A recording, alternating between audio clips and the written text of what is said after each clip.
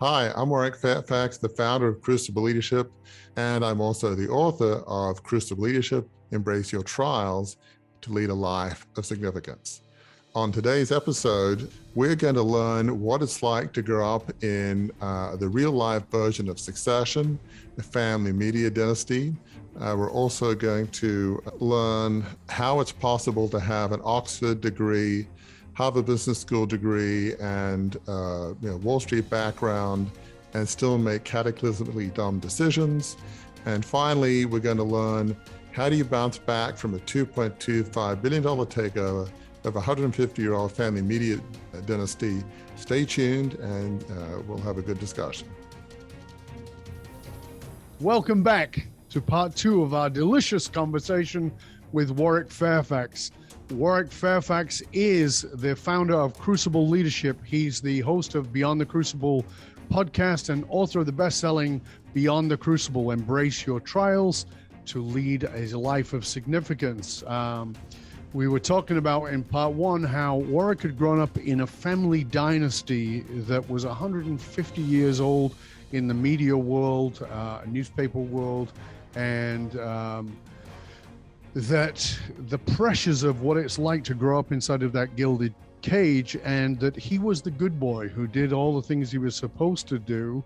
But eventually the dynasty collapsed, and we want to talk about how it collapsed, why it collapsed, and how Warwick has risen from the ashes of that to serve people like you, people like me, in understanding what it is that brings us down, but how to come back up, how to create those wings and fly again from the ashes. So welcome back, everybody. Let's jump back in here, because we were talking about being the good lad, going to Oxford, getting the Harvard MBA, working on Wall Street. Then we talked about how your father had been dethroned as the leader of the organization by family members. He'd gotten back in, got permanently dethroned. And then there was the all eyes on you, all eyes on Warwick, to sort of bring it all back and save the family name. And like I said, you were the good lad. You were doing all the right things. So talk to us about that lead up to the big hoo-ha. We'll use that term, technical term. Absolutely. So kind of really what precipitated everything is I'm in my last year at Harvard Business School, where I graduated like May 87. Well, in January 87, my dad died. He was in his late 80s. I was from his third marriage. And so once that happened, my mother and I inherited his shareholding. There are about 3 major shareholdings adding up to 50%, the rest publicly held. And so there was this sense that something needed to be done. Some people thought maybe the news columns were getting a bit sensational, not kind of more objective. Certainly there was a perspective that my parents had that management was making some decisions that weren't good, of a capital raising scheme that could have diluted family control. It was another big newspaper organization, the Herald and Weekly Times, that owned the Melbourne Herald, amongst other things. Rupert Murdoch and News Limited got most of it. We kind of dithered around and ended up not getting a lot. Ended up getting a TV station in Melbourne, but we already had a newspaper there. Because of cross-media ownership laws, it meant that we bought a property that we knew we had to sell because of legislation. It's never good to buy something when the law says you're going to have to sell it. You don't get a good price then. So for a variety of reasons, I felt like, look, what cataclysmic decisions will management make in the future? So this may be right or wrong, but at age 26, fueled by the truth in italics, or as you say in Australia, inverted commas, the truth, which you would understand, the truth of my parents, I just took the mantle of their narrative, and something needed to be done. And so that's what kind of led me, during the day at Harvard Business School, I'm studying for my classes, because of the time difference. By night, I'm talking to investment bankers in Australia trying to line up this deal. It was kind of crazy stuff. So That's what led to the $2.25 billion takeover. We said something has to be done. Being young, idealistic, naive, off I went, crusading, into the distance to do something I thought was necessary. Were you,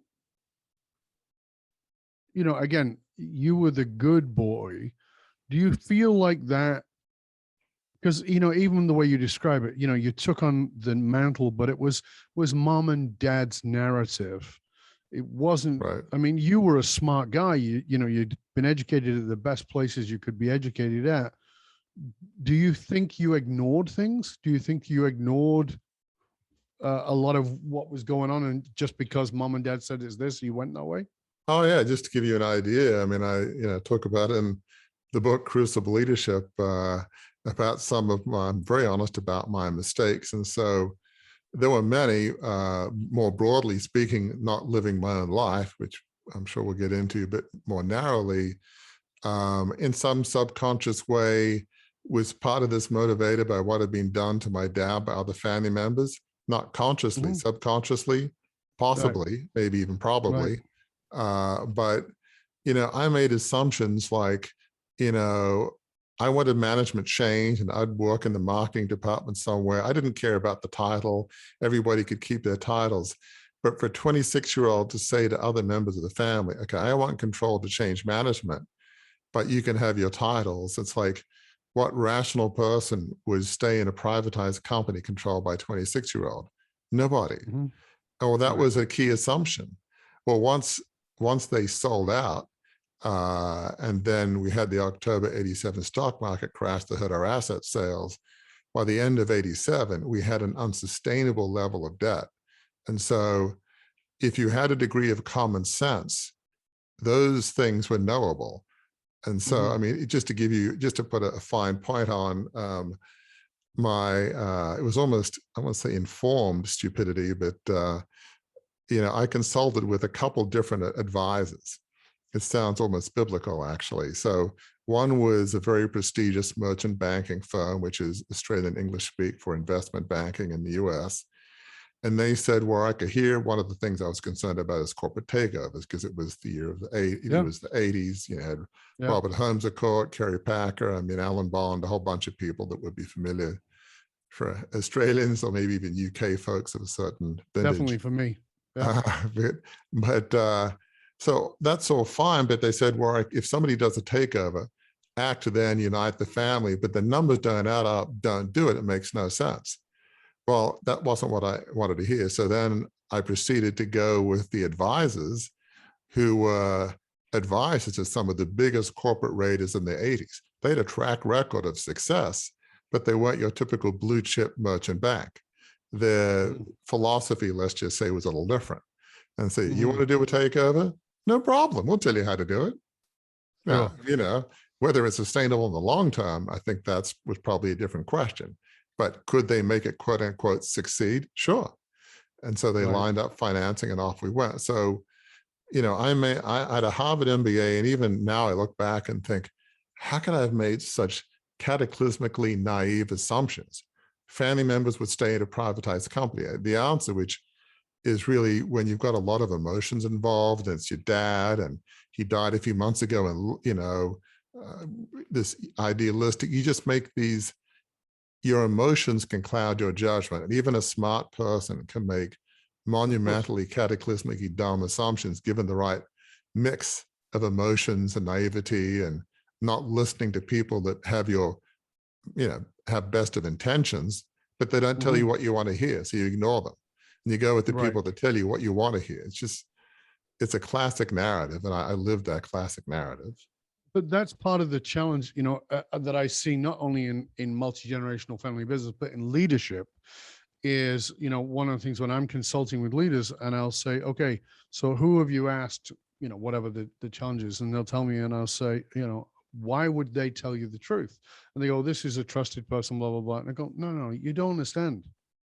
If you're writing a check for someone else, their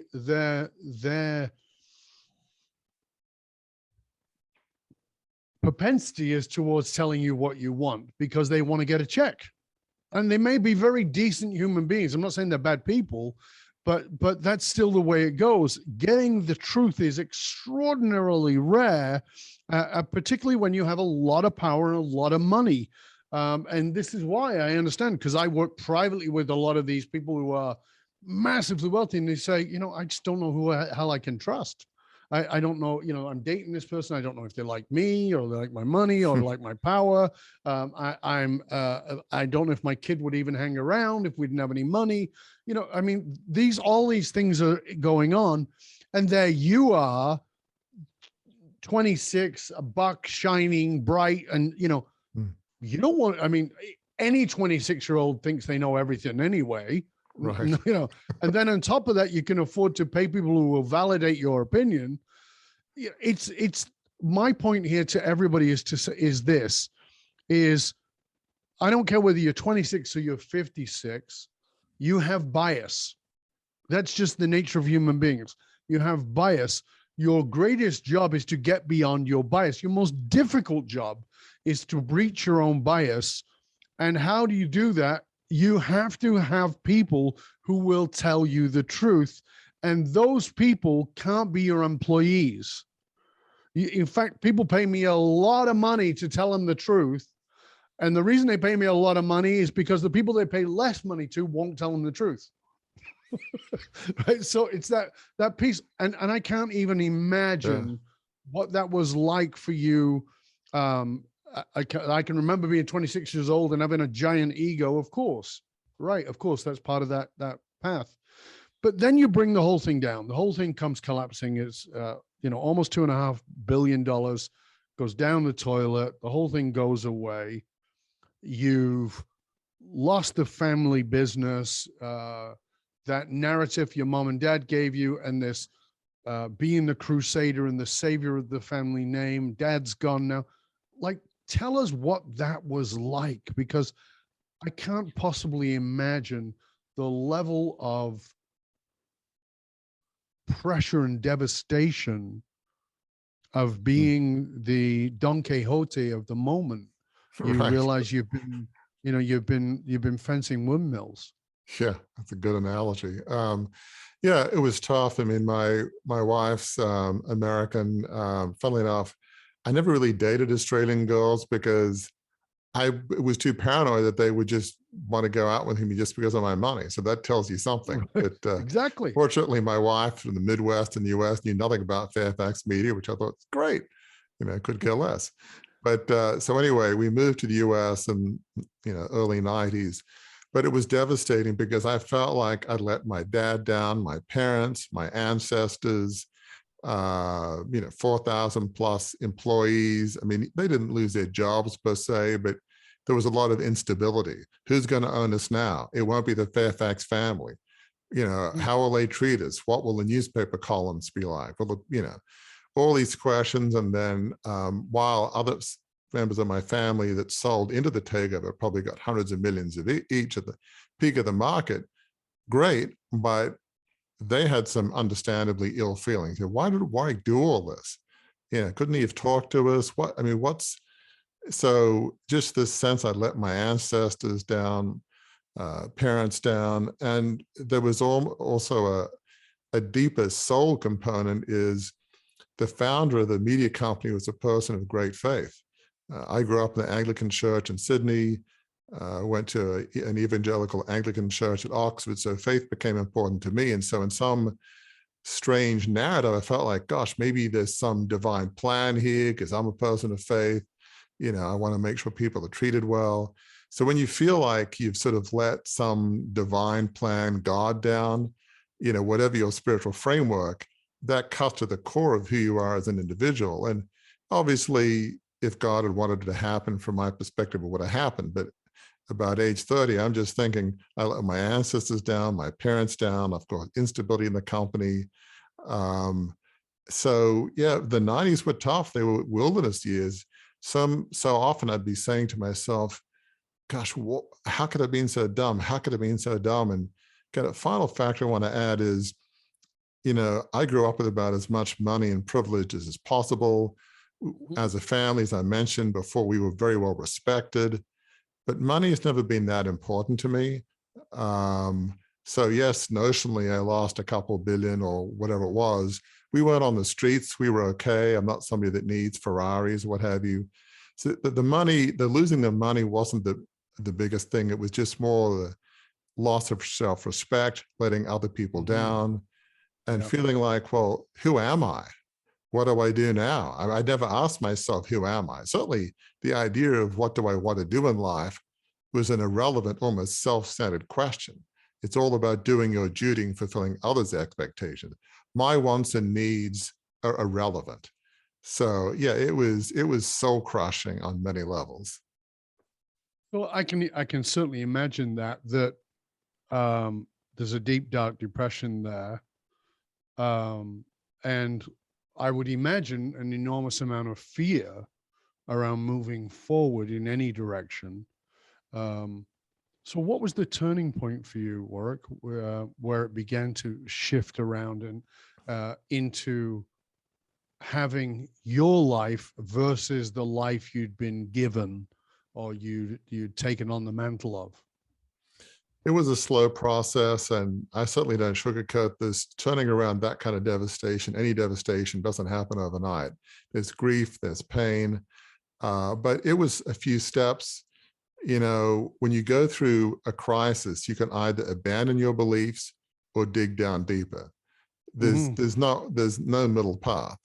And so for me, a bit like a man on a ship amidst the storm, I clung my fingernails ever deeper into the mast, which is my faith. And so to me, I felt like, from my perspective, God loves every human unconditionally. He doesn't need our stuff. And I think many spiritual paradigms have that in common.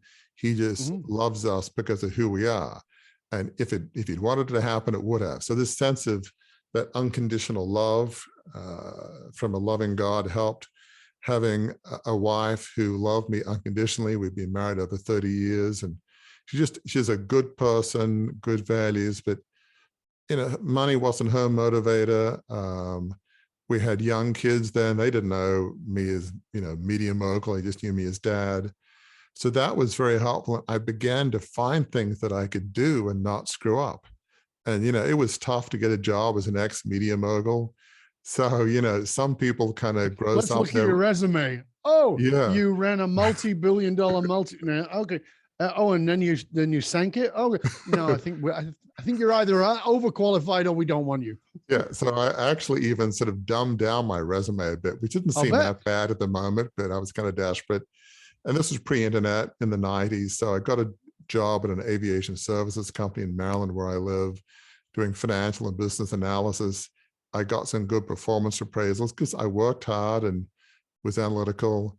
Then I went to a woman that did mid-career executive coaching. That was a key pivot point because I felt like I wasn't using all the gifts that, frankly, I felt like God had given me. It's not about it being beneath me. I was playing small. It's never good to play small and just minimize your gifting, minimize your abilities. That's not honoring anybody, least of that yourself. So then I got into executive coaching, became International Coach Federation certified coach. And people began to say, boy, you're asking good questions. People began to say that I had a leadership perspective. If you'd asked me in the early 90s about a leadership perspective, I would have said I couldn't lead my way out of a paper bag. Are you kidding me? Right. No way. So then I got on 2 nonprofit boards, the elder board at my church and my kids' school. And really another key pivot point. So life's often about pivot points and hearing those pivot points and saying yes. So pastor of my church asked me to give a 10-minute message about what I went through as an illustration to David in the Bible, righteous man, falsely persecuted. I'm saying I'm not David. I brought a lot of it on myself, but fine. I'm not Mr. Public Speaker, certainly not back then. So I get told about my story and some lessons learned. And people came up to me afterwards and said, Warwick, what you shared really helped me. I'm thinking, how many ex-media moguls are there in the audience? Like none. It made no sense. I mean, sadly, there are way too many people that have suffered abuse, physical traumas, business failures. That's something people can say, I hear you, I've been through it. My wife, my husband, my son. but this is different. But somehow by sharing my story honestly, vulnerably, was what I felt some lessons that seemed to touch people. And that is when I began to think, okay, that was the first step in 2008 of beginning to write Crucible Leadership. Because if I can write about my story in a lessons learned format that will help people, that's worth it. But imagine writing about the dumbest decisions you've ever made in your life that hurt other people. After a couple hours, I was done. I was just out of it. But I kept going because this is not about me. It's about helping others. So there was a number of pivot points that I clawed my self-esteem back. But some lessons learned there is, you've got to move forward, but look for those small wins, those small steps. And when you sense in your deep spirit, you know what? I think I need to do this. So there's a sense of calm, tranquility in your inner soul. Take that leap, take that chance, because if there is a divine hand or universal consciousness, whatever your spiritual framework, don't ignore that. Maybe it's just your inner voice waiting to reach out. Don't shut off the communication with who you are at a deep sense. And that was, I tried not to. I tried to really listen to that deep voice within. You and I talked about this when I was on your show. I mean, it's one thing to have had success. Before my fall, I had a lot of success. And then you hit the devastation, as you did. And you're a bit gun shy. It's difficult to come back. You're wounded, you're emotional, you're grieving, you're all those kinds of things. And I have no doubt that at this moment there is someone in, I don't mean literally one, but there is someone in our audience watching, listening, and going, yeah, but you don't understand, Warwick. You just don't get it. It's different for me because of X or Y. And, and I know this from my own work. They're on the brink, man. They are, and I'm not saying that in any way frivolously. Sure. They are on the brink. They're like, I don't know who I am. That was my thought. I don't know who I am. I don't know why I'm here.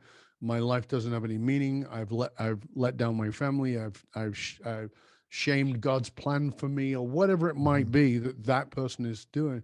They're on the brink, and it's not enough for us to say, well, keep going. I mean, the motivational crap that I heard that I wanted to punch people in the throat for when they would say it to me, because that's not helpful. What would you say to somebody on that brink right now, Warwick? One of the things I love learning, and we've had maybe 75 plus guests on our podcast, Beyond the Crucible. And, we've had a Navy SEAL that was paralyzed in a training accident, victims of abuse, paraplegics, quadriplegics, people who've lost businesses, men, women, all races, people from all over the world. And their path back is universally the same. Despite that, how could that possibly be? Because there are certain, one is at your lowest moment, you face a choice. You can either say, I was awful, I don't deserve to live, which some do think that, or what they did to me was unspeakable. I will never forgive them to my dying day. Whatever your crucible is, you have a choice either to hide under the covers for the next 30, 40, 50 years, and eventually we all have an end date, life will end. Or you can say, this was unfair, what I did was awful, but how can I move forward? How can I take responsibility? And really a critical step for many people is, how can I use my pain in service of others? Now, people talk about this, it's not a unique thought, but what is interesting is the path back. There's a few key steps: forgiving yourself, forgiving others, using what you've been through to help others, to lead what we call a life of significance, a life on purpose dedicated to serving others. There are some specific steps, which is understand your design. How are you inherently wired? For me, you're designed a certain way, not by accident, whatever your spiritual paradigm is. Understand that, whether it's, artistic, math, what have you. What are you off the charts passionate about? That's a clue to your purpose. I know you talk a lot about that in your book. What do you think should be different? What do you really believe in? And, have a vision that's anchored to your design, that's based on what you believe, that you feel will make the world a better place. And then have some fellow travelers, as we call it, that embrace that vision. And along the way, every person I've known, certainly we've chatted to, as you're using your pain to help others, a funny thing happens. There's a healing balm. There's a certain component of healing that happens to you. As I've been speaking in the fall of 2021, I've found that, people have said, thank you, Warwick, that helped me. Does that help me? It does. In all honesty, it does. And so, that all sounds very hard. It doesn't happen overnight. Probably the most important thing is every day take one positive step. If today is your worst day, what's one positive step you can take today? Maybe it's talking to a friend. Maybe it's forgiving somebody else.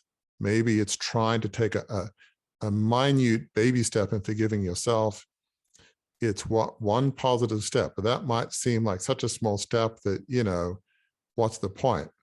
I know I'm not the only one to say this, but baby step up and a baby step can lead forward. And so there are some key elements, but they are knowable. And everybody that I've known that's been through a crucible that have bounced back, they might call it in different words, different terms, but the path back seems universally pretty consistent. Yeah, and I think that's a great place for us to finish, because that is exactly it.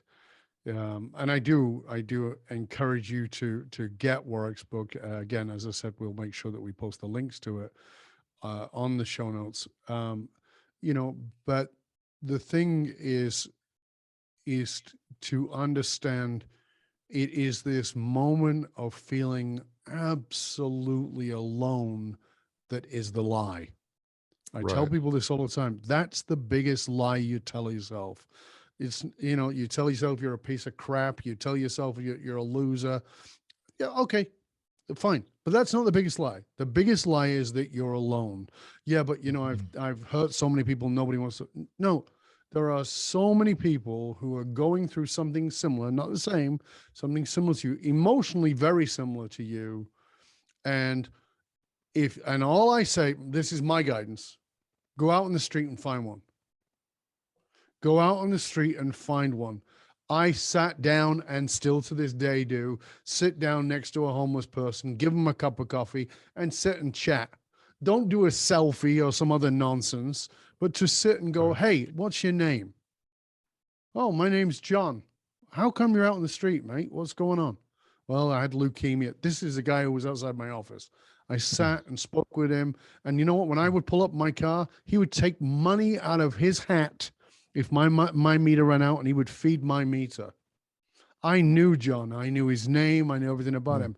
And every day I would feel good that I acknowledge this human being, because everybody, and this is what I want you to understand, you look at the guy in the Ferrari and you look at the guy in the other thing, and you forget that each of us is carrying a crucible. Each one of us is going through pain and struggle. And what Warwick has outlined for you here is the perception is different than the reality, right? And I really want you to get that what he has shared with you today is so powerful. I want you to read the book. I encourage you to read the book. Warwick, as we close up, please tell everybody again where they can find out more about you and about the book. Absolutely. And thank you again so much, Dov. So the website is crucibleleadership.com. The book is Crucible Leadership, Embrace Your Trials to Lead a Life of Significance. A podcast is Beyond the Crucible, active on LinkedIn and Facebook, have a blog on the website. So a number of different ways you can be in touch and really hear other stories about how you can have your worst day not be the defining moment of your life, and that there is hope. Fabulous. And again, thank you. It's been a pleasure and an honor. And for you, dear listener, remember that you can hang out with other conscious leaders. You can chat about this episode or about any of our past episodes. You'll find groups in both Facebook and LinkedIn. Just look for leadership and loyalty. It doesn't matter how successful you are. If your employees, your customers, if they don't understand what gives your company meaning, you're only working at a fraction of your true capability.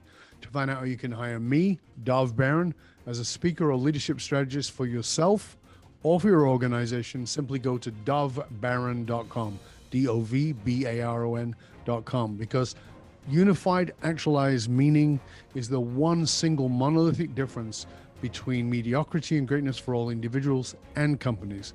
I want to thank you for sharing the show with everybody you know. Till next time, stay curious, my friend. Stay curious about the crucible that you're carrying around that you actually could put down. And when you do, you could serve everybody, including yourself, including your soul, and including those who you love. I'm Dov Baron. I'm here to assist you, tapping into your deepest meaning to reach that next level of clarity, focus, purpose, and profit in your business, your life, and your leadership impact. And I am out.